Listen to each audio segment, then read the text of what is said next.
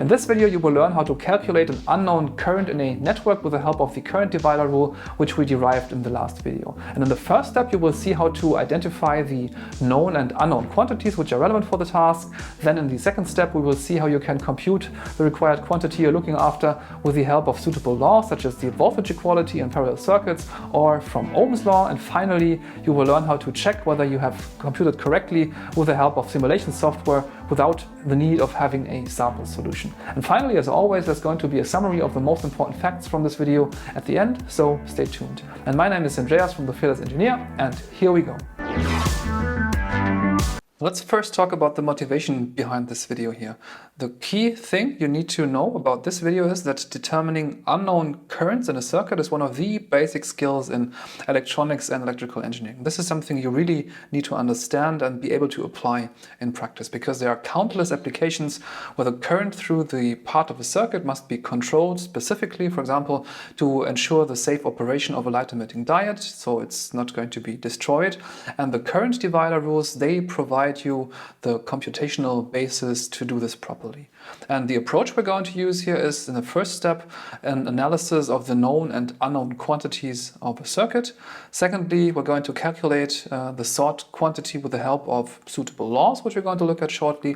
And thirdly, we're going to simulate the circuit, or we are entering the results of our equations into a simulation to check whether we have computed correctly or not by using an appropriate simulation software. So let's go for it.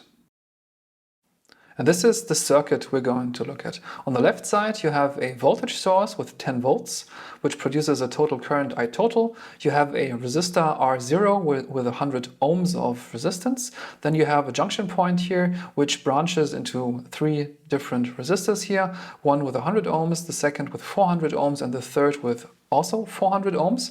We know the individual resistance values. We know the current through the leftmost resistor. We do not know the current through the middle resistor, but we are looking for the current flow through the third resistor, R3, which is called I3. So this is our target size.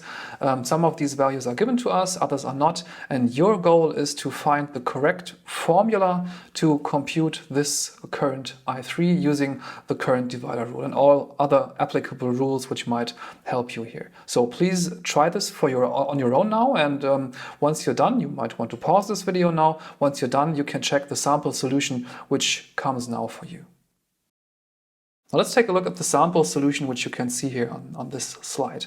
The first concept we're going to exploit is voltage equality in parallel branches, and as you might recall from the video on voltage and potential and the difference between the two, voltage is a difference between two potentials. And the first potential we're going to look at is this topmost node here. The second is the bottommost node over there. And all 3 resistors, they share these nodes, which means that the current the voltage drop across these resistors is identical because the potential difference is also identical for all 3 resistors. One thing you really need to take into account here, you really need to be careful about, is that the voltage drop across these resistors is not going to be 10 volts because the 10 volt power source does not share the topmost node with these resistors here. The power source only shares the bottommost node, but between the power source and this topmost node here is another resistor, which basically means that potential energy is lost here when the electrons traverse this resistor. So this means the energy level here left of the resistor is a different energy level than here on the right of the resistor, which means you can apply this equation here, U1 equals U2 equals U3, but you cannot write equals U, which is 10 volts, because the voltage drop U1, U2, U3 is going to be less than 2 volts caused by this resistor R0 here. The next step is to eliminate the voltage because we do not have the individual voltages given here, so we can replace it by using Ohm's law with a product of resistance value and current flow. We can do this for U1, we can do this for U2, which we are not interested in because we are looking for I3 and not I2. So we are simply skipping U2 and only using U3, which you can see here as the product between R3 and I3. Then we can solve this for I3, which gives you the ratio of R1 divided by R3, multiply it with I1. This is the equation we need. We have all known parameters on the right side and the parameter we are looking for on the left side.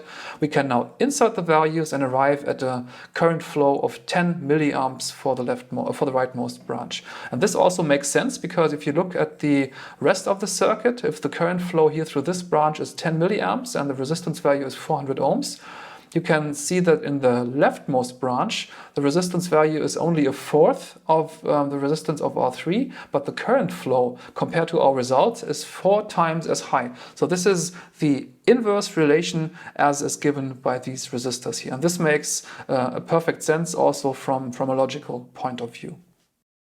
But to really make sure, let's check the result with a simulation. If I enter this circuit, for example, into iCircuit, which I have done here, or you can also use a multisim, or also Tinkercad. I have made a video on how to use these 3 simulation softwares. And if you simulate the circuit, you can clearly see that the current flow through the leftmost branch here is really much larger than through the rightmost. And you can find the result which we arrived at in the computation here given by I3, which is at 10 milliamps, just as we computed it. And you can also see that the current flow through the center branch given by I2 and through I3 or through R3 is identical, which also makes sense because the resistance values are also identical. So we arrived at the correct result here.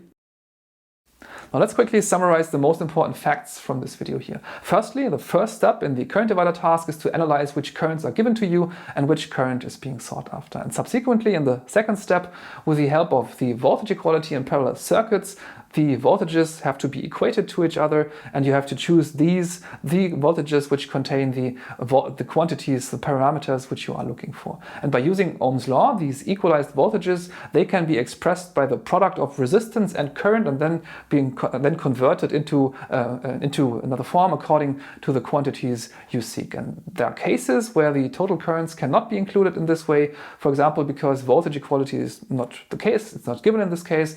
If, for example, another resistor is somewhere in between the assembly of circuits on your circuit board, and in these cases the junction theorem by Kirchhoff can help if required. That's all from me for now for this video. If you have any questions, drop them down below. Also, suggestions for future videos should go there. Now I wish you a nice day. See you next time here on The Fearless Engineer.